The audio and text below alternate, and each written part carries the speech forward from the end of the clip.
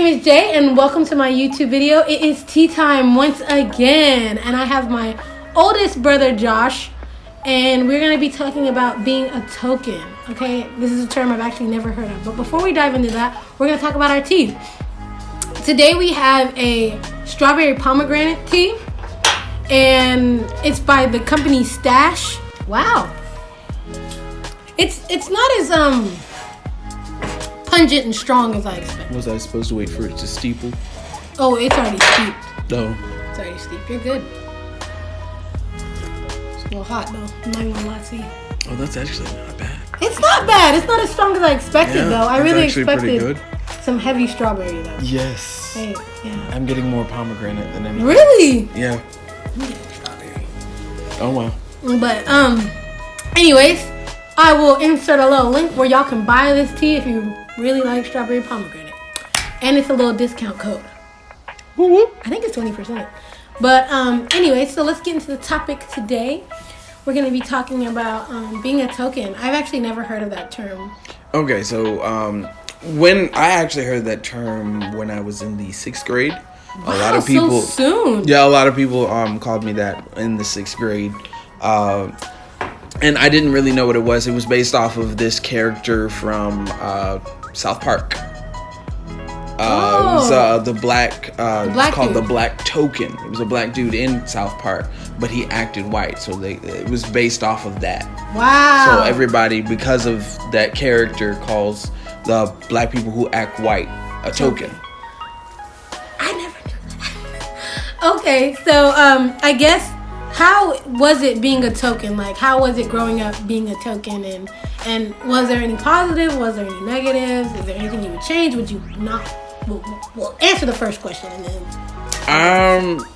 Let's see. It was actually, I actually liked it because I got to do things that I never really would have gotten to do if I was stuck in the average stereotype, if you will.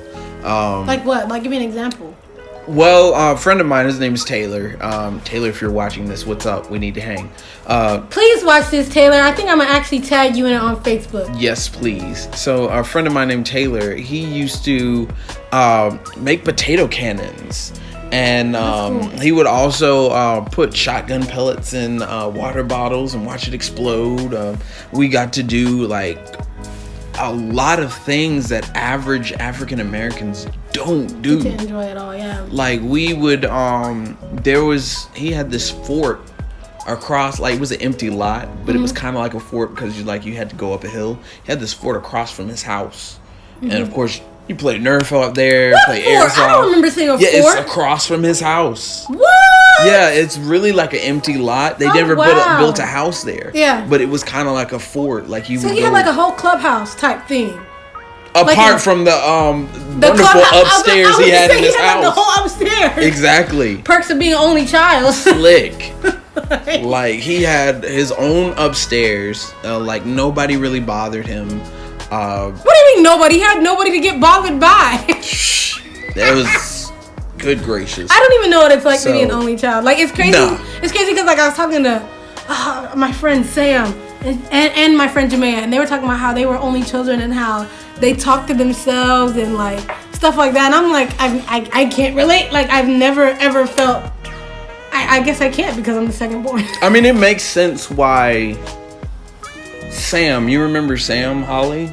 Oh, he was an only child too. It makes sense why he was always over our house because we were like brother and sister. Yeah, and it's boring when you don't have someone to play with, which is so crazy to me because I'm like, half the time I'm like, well, if I'm bored, let me go just annoy Davey. Let me go annoy Josh. Like, let me just bust in their room and see what they're doing. Let me not knock on purpose. And that's crazy. I mean, that's getting off subject. Anyways, so so being would you have preferred to not be a token? Like, would you have preferred to be accepted by African Americans, or would you like to keep it the way that you were? I feel like the token aspect kind of matured me to be accepted by the African American community in a way. So it made you want to be accepted? Or no. So back then I wasn't accepted in the time that I knew I wasn't accepted, I asked somebody to be my quote-unquote girlfriend. And it was in the 6th grade as well. And they were just like, no, you act white. Oh, God. Yeah. That is the worst, yo. Because, like, that actually happened. Something similar happened to me. But I wasn't asking someone out. I wanted to be friends with them. And they were like, which is crazy because, y'all, I'm not a token. Like, in no way, shape, or form am I a token. She got the black jeans. Yeah, like, I honestly, like, my high school career, I mean, I will say I did hang out with maybe more white people, but I really didn't hang out with a lot of people, period. So it was like maybe one white person throughout like my whole middle school, high school career. And it's crazy because like white people didn't accept me and black people didn't accept me. So I was extremely isolated. And like, I think I was asking someone to be no, it was a bully. She was a bully. She was like, "You're just so white. Like you want to suck up to white people and da da da da." And like she was really like bullying me. And I think I actually asked for advice from you about how you deal with bullies. And I think you told me to just make them laugh, and that worked too. Like you just make them laugh. I made her laugh, and she literally stopped terrorizing me. And crazy enough, she's my friend on Facebook now. And I be looking at her, and I'm like, "You were horrible." Yeah, you just make people laugh. Making people laugh is. The cure to cancer. I'm sorry. Yeah, I was like, that's the best advice that I ever received dealing with a bully. But no, yeah, that happened to me. So, how different would your life have been if you were accepted by that? Like if you were, a normal black person. It would have been a lot different from the aspect of me wanting to gain the aspects of the African American community. Like it wouldn't have just been, hey, I'm accepted at the school or I'm accepted at the church. I want to be accepted to do the same stuff that I do with the African American community inside the house. And how do you mean? Like give me an example. Like let's say because the people at the school were actually, I think there was one dude, his name was Rod Jackson. He was he kind of accepted me, but he kind of didn't. Only because he liked to cheat on my homework. Oh God, those are the worst. But at the same time, he was showing up with marijuana, showing up with like guns and stuff like that. Not at school. Oh yeah. Oh yeah. Like, and we went to a white school. There ain't no metal right. So he would show up with a gun in his backpack. And, oh my God! Show everybody in history, and then he used to rap. I think he got caught in 7th grade. With the gun? No, not with the gun, but with the marijuana. Oh, in 7th grade? Yeah, we're in the guest. 7th grade now. Yeah, in the guest bleachers. Was he smoking it? Oh, he's smoking up under the bleachers. Yeah. Oh boy. Yeah, coach found him. So, yeah, I would have been exposed to that a little bit early, and I would have tried to bring that home and a whole bunch of stuff. So that's fair, because to be honest, I think I started getting accepted in the black community around the time when I started dating Gary. So probably when I was 16, and there's a couple of things that I brought home that I know you definitely never ever went through, and not that it's bad. Like I feel like each experience with each race is just different. Yeah, to each its own. The way that life, the way that America runs, it's just different. But I don't know. And we're not saying that black people are negative. Right. We're not saying that because you go with one race, you're never going to be exposed to it, because I was still exposed to it. Definitely. A little bit later though. Probably around when I was 18, I was out of high school.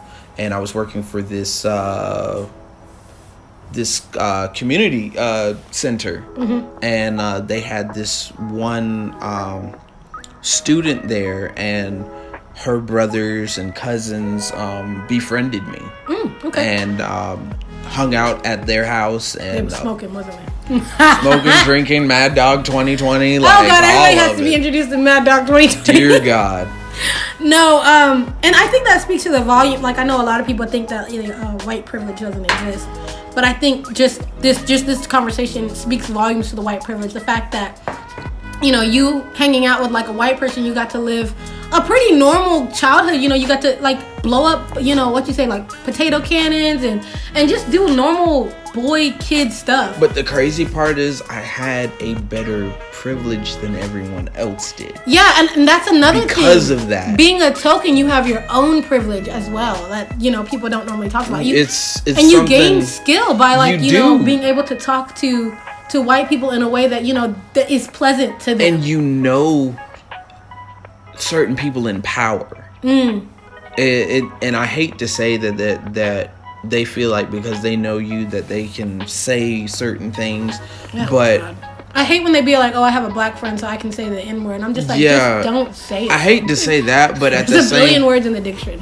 At the same time, it's kind of like because you know certain people, like you remember the Cetas, Nick Ceta, Danny Ceta, they were at Hebron.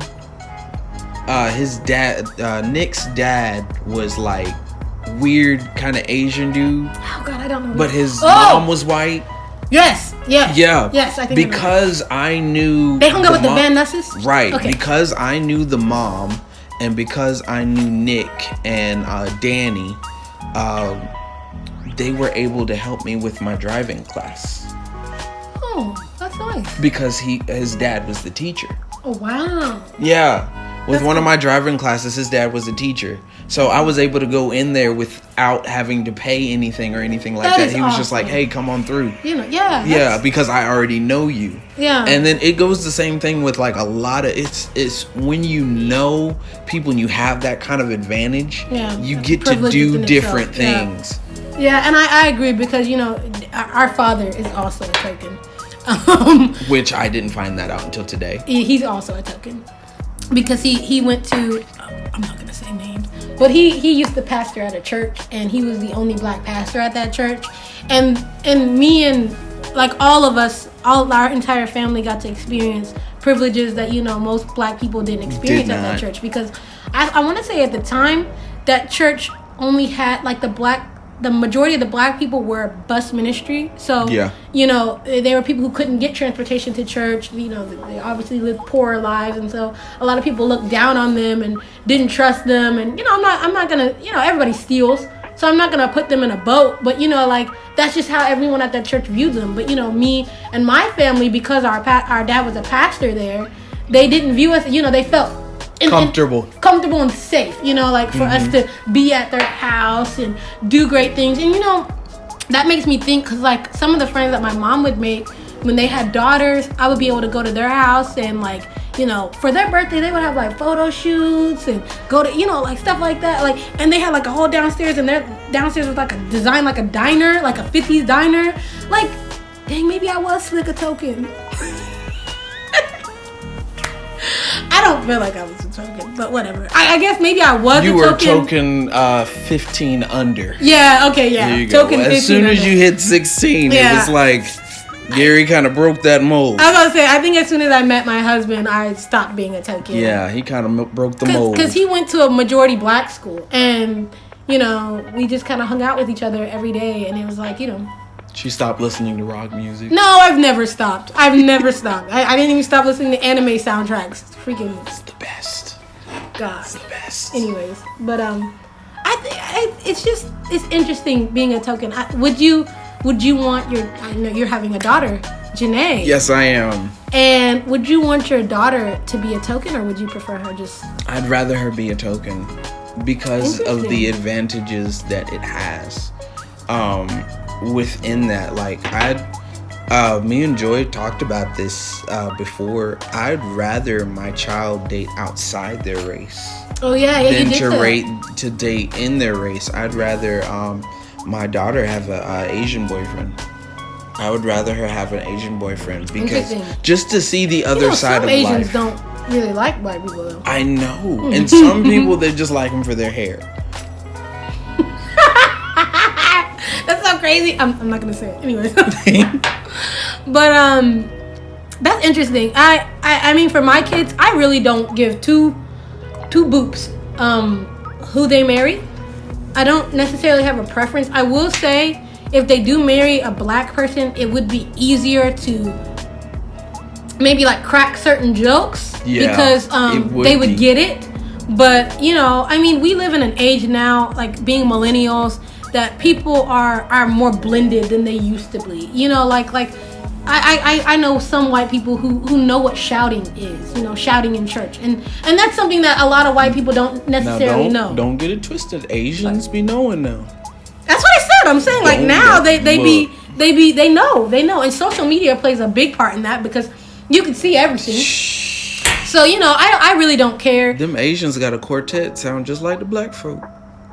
You're going to help. I'm just saying. But yeah, I just, it's just interesting you talking about being a token, and I guess realizing now that I was a token. And it's like you said, I did enjoy having those opportunities, being able to, like, I remember going to D Now.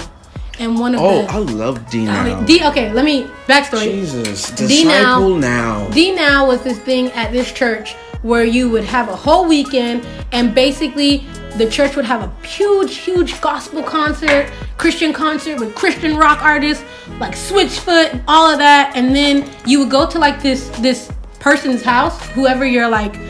Your counselor's house or whatever, and you would stay there for the weekend, and each day would be like a concert, and you would, like, you know, learn about devotion, and it was just beautiful. I mean, a wonderful thing for children our age. I think that's I want my kids to do that so bad. Come to find out, it's not just our church. It's not. It was actually other churches. It's a lot of churches. Yeah. But anyways, this one house, I swear I remember it to this day because I want it in my home.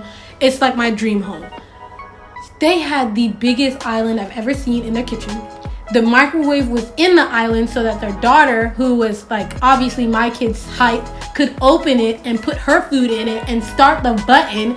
And then to top it all off, they had an entire wall that was chalkboard for their kids to write on, just to play in the kitchen. And I was like, I want that. And like just thinking of that, like thinking of the people that I've interacted with in the bus ministry, there's some people who don't even know that stuff like that exists. Exactly. Like most of the stuff I saw whenever I went for D, because I did D Now for about 3 years. I did D Now 3 years, and then of course when you left middle school and high school, you went to a different experience, which was like Daytona.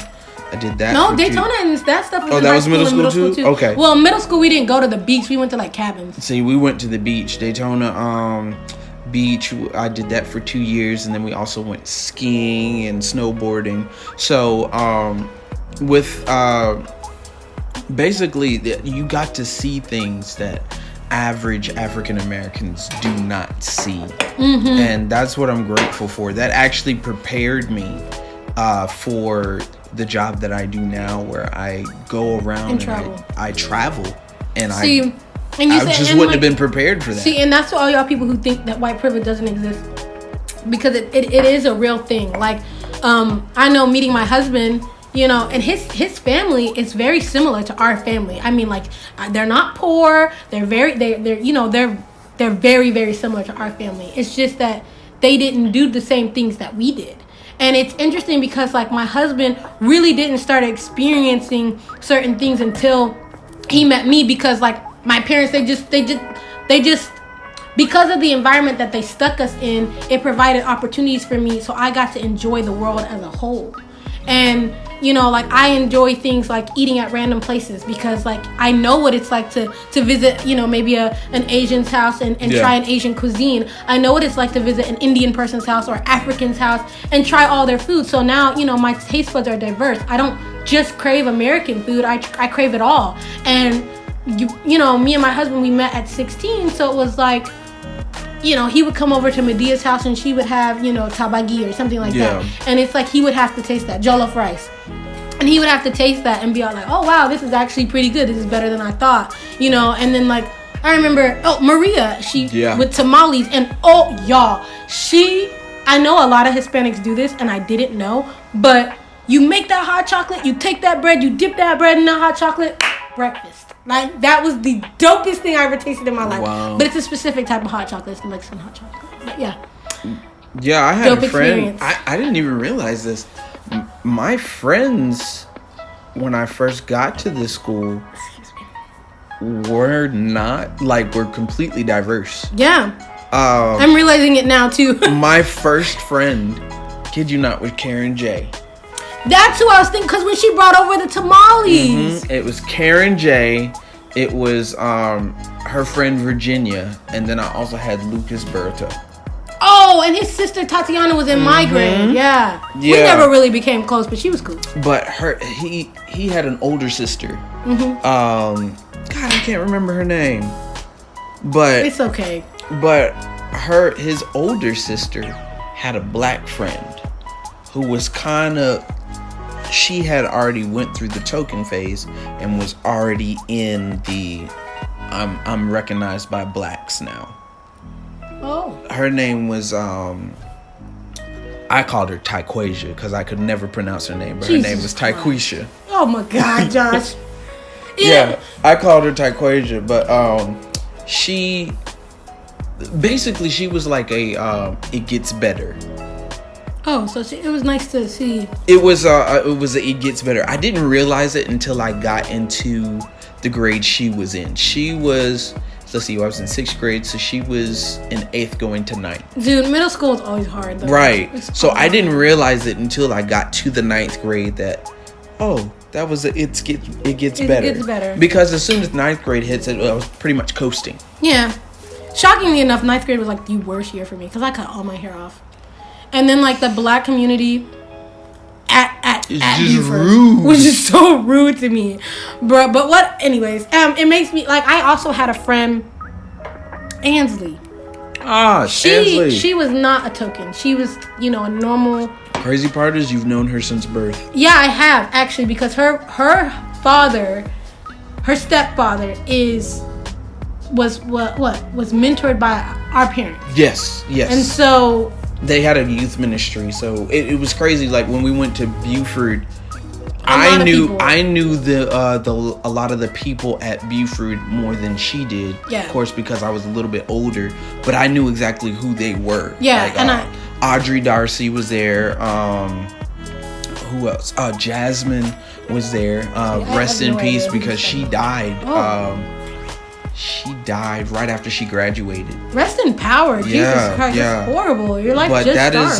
That was Demetrius and Marquel's sister. Oh, okay. Yeah. So we knew a lot of these people. It was just interesting. And with Ansley, it was interesting because like we would hang out, and it was almost like I could get a glimpse of what it would have been like if I was accepted by my own people. And then my childhood friend that I had completely forgot about, like we used to hang out all the time since 5, was actually at the school. Greg Hunter. Yeah, he was a token too. I like Greg. Oh yeah, Greg was dope though. I love seeing him on Facebook. He just does some cool stuff.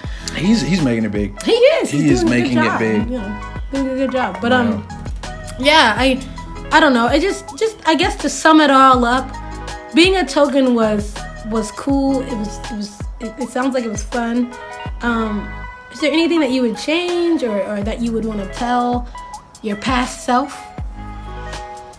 Don't try so hard. With being a token or with being yourself? Because I feel like at that standpoint, I was trying to figure out a blend between black and white and which side to go with. Like sometimes I'd talk like this and be very proper, and the next one, what's up, fo? How you doing? Trying to switch between. Like I even tested it out in the 7th grade. I would go to one group with all black people and just act black, and then 5 minutes later I go to a white group and act white, and just try to test each one. And then and then it got even crazy. I went to college, and then everybody thought I was from England. Josh, you do the weirdest stuff, and you go through the weirdest things I've ever heard. Oh God! You know what? You want to hear something? Oh, have you heard Gary's? No. Oh yes, I have. It's horrible. It's horrible. Never again. Sorry, Gary. Never again. I think what I'm gonna do is the next time me and Gary have a tea time, I'm gonna see if he doesn't see this and be all like, I'm never doing it again. He sounds Irish. I don't know. I don't know what he sounds like. It's sad. I think he sounds Australian. Australian? I don't know. No. I have to hear him say. Never again, sir. I think all his accents sound the same. Like every last one of them. So does my dad. Every time my dad tries to do an accent, It's always it an all sounds Indian the same. accent. Yeah, it always sounds super It's always Indian. an Indian. Even when he does like an African accent, it always sounds Indian. Number Johnny 5. That's racist. Okay, so thank y'all so much for joining us. We hope you enjoyed this tea time. I think my next tea time is going to be with my little brother, so stay tuned for that. Please go follow her. Please subscribe. Subscribe to him. Subscribe. Oh, yeah, subscribe to him. I'm going to put it up here. Yes. We've just reached 1,030 subscribers as of yesterday. So please subscribe. Also subscribe to her. Let's get her at 1,000. Come on. I know. What you doing? I'm like 800 away. What you doing? 1,000. But whatever. It doesn't matter. But yeah, check out his Instagram. Check out my Instagram if you aren't coming from my Instagram. And yeah, just join the club. Join the tea time. And if you have any suggestions or any topics that you would love to hear about, let me know. I have a lot of friends, especially on Facebook. So I'm pretty sure whatever you have questions about, one of my friends knows. So just shoot it out there in the comment down below. And yeah, I guess we'll see you in the next one.